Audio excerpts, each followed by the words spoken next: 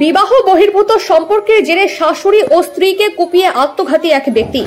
আউশ গ্রামের ছোড়া গ্রামের আদিবাসী পাড়ার ঘটনাকে ঘিরে ব্যাপক চাঞ্চল্য এলাকায়। ঘটনাস্থলে পুলিশ।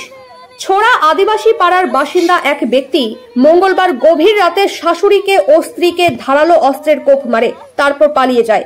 মৃত্যু হয় শাশুড়ির। স্ত্রীকে উদ্ধার করে স্থানীয়রা বন নবগ্রাম হাসপাতালে ভর্তি করেন।